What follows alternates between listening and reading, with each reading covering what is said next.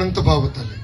అమ్మ 100 రోజులు మన ప్రభుత్వం ఏర్పడిన 100 రోజుల్లో గంజాయికి చెక్ పెట్టే బాధ్యత నాది.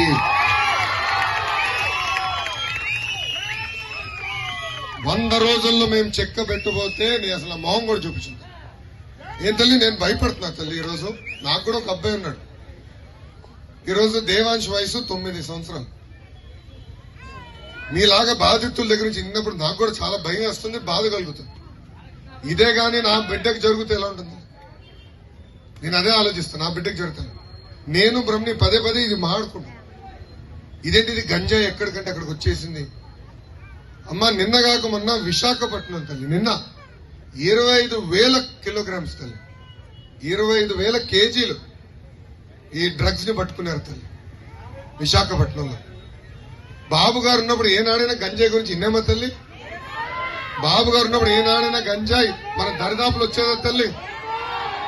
బాబు గారు ఏం చేసేవారంటే ఇదంతా ట్రైబల్ ఏరియాలో కొన్ని ప్రాంతాల్లో పండిస్తారు తల్లి.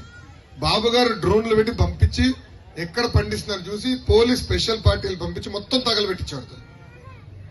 బాబు గారు అదే భయపడుతున్నారు. అన్నిటికీ నా దగ్గర పరిష్కారం ఉంది. గంజాయిని ఎట్లా మనం కంట్రోల్ చేయాలి. పంజాబ్ లో ఉడతా పంజాబ్ అని సినిమా ఉంది తల్లి. అమెజాన్ ప్రైమ్ లో ఉందనుకుంటా. అది చూడాలి ఒకసారి.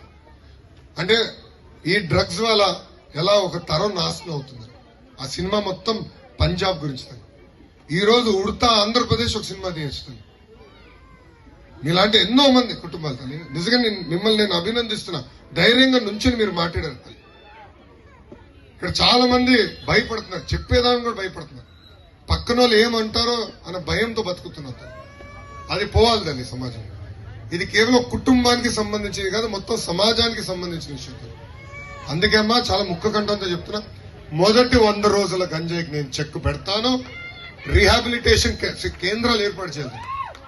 గంజాయి ఒక్క నిమిషం. గంజాయి ఆపుతాం ఒక భాగం, కానీ అది అలవాటైన పిల్లల్ని బయటికి తీసుకొస్తాం ఒక పెద్ద పరీక్ష తల్లి. దానికి రీహాబిలిటేషన్ కేంద్రాలు ఏర్పాటు చేయాలి. అది ప్రభుత్వం చేసే బాధ్యత మేము తీసుకుంటామని ఈ సభాముఖంగా నేను హామీ ఇస్తున్నా తల్లి.